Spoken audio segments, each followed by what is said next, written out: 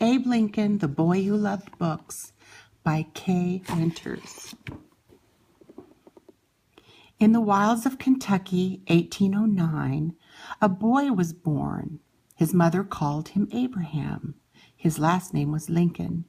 His bed was made from corn husks. His covers, skins from bears. His cabin built with logs from towering trees. Abe said his first words in that one-room cabin, took his first steps on a hard dirt floor. A wood fire chased the cold and crooked corn pone. The door swung open, shut on leather hinges. A tiny window looked out on the world.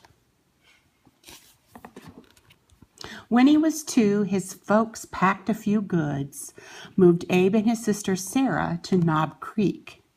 The Cumberland Trail ran close to their new cabin. Abe saw peddlers, pioneers, politicians, traders, slaves pass by.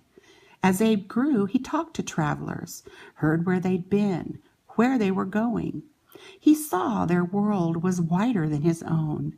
His ideas stretched, his questions rose, his dreams were stirred.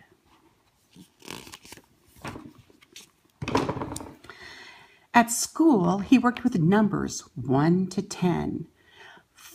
He shaped his letters A to Z with a charcoal stick.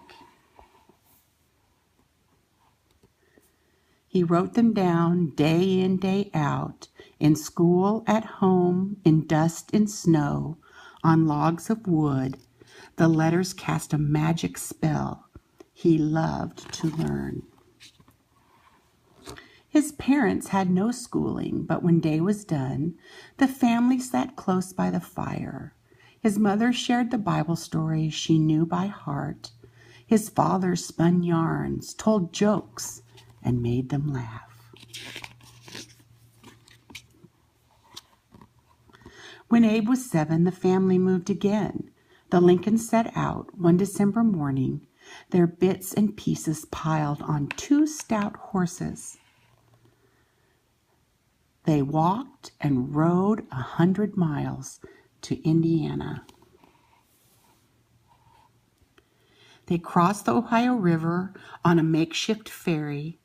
Abe helped his father pack a trail through the forest thick with trees and tangled vines until at last they came to the land they claimed.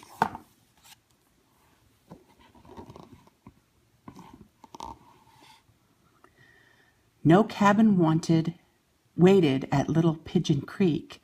Instead, a half-faced camp of branches, twigs, and logs was where they had to stay. One side opened wide to wilderness. The family kept the woodpile stacked. The blazing fire scared off wild animals that roamed the woods. Bears growled, wolves howled, panthers screamed. Abe shivered. Dark was a fearsome time. Then settlers came to help the family raise a home. Now Abe and Sarah had a loft to call their own. Abe loved to climb up to his sleeping place, but snow and wind blew through the cabin's cracks. The outside kept indoors and iced the walls. Just once, Abe shot a turkey in the woods, but not again. He vowed he would not take the breath from living things. When Abe was 8, he helped his father clear their land and learned to swing an axe and fell on the trees. But he longed to learn from books, to go back to school.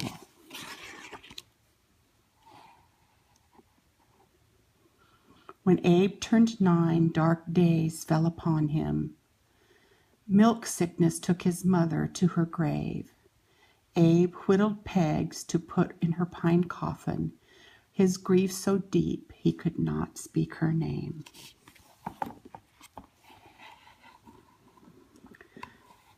A year went by. His father went to find a wife. He brought back a widow with 3 children. her heart so wide, she took in Abe and Sarah as her own. And she owned books. She let Abe read when chores were done. Once more their house of logs became a home. She sent her children back to school. Abe wore 2 short buckskins and a raccoon cap. He drew his letters with a turkey buzzard quill. Abraham Lincoln, his hand and pen. He will be good, but God knows when. He learned to add, subtract on planks of wood, but most of all he loved to read, win spelling bees, spin yarns, and tell tales.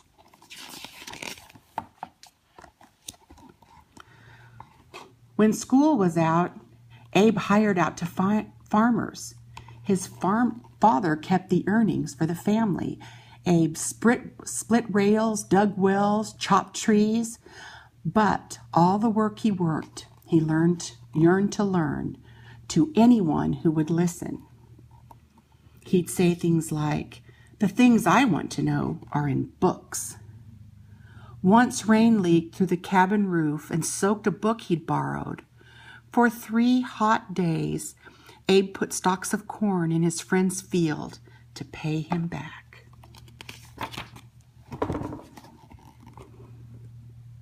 When Abe plowed, a book sat in his back pocket. At each row's end, he'd take it out and read. His horse would wait for him to turn the page. The neighbors shook their heads and called him lazy.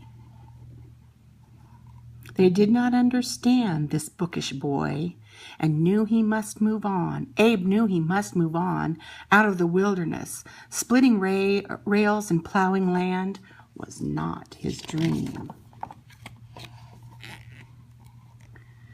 At 19, he pulled a flatboat down the river, saw people in places beyond backwoods, saw black men, women, and their children bound in chains. A sign above their heads read auction block. A life for sale? Like hatchet, axe, or plow? Abe knew it was unjust to own another.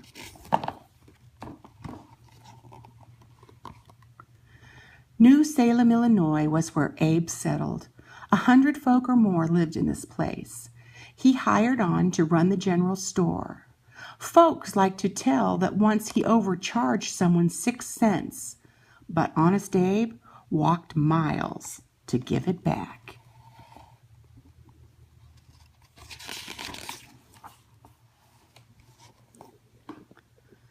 Even here, Abe was asked to prove his worth with brawn, not brains.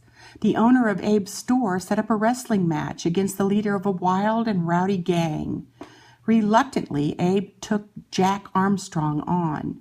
Some said that Abe pinned Jack to the floor. Others swore Armstrong beat Abe with a trick. But when Jack saw Abe's strength, he shook his hand, and they became close friends for years to come.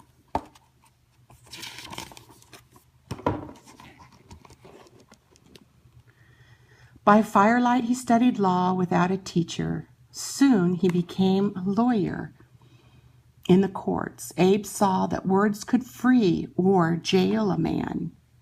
He found that words could change the way folks thought. When politics began to call his name, Abe aimed his words at wrongs he'd liked to right. Friends said that he should run for public office. He tried for Congress first, and then the Senate. At last, he ran for the highest office in the land.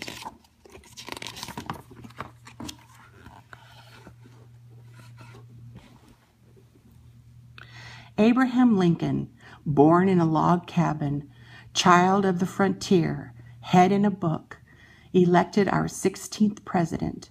From the wilderness to the White House, he learned the power of words and used them well.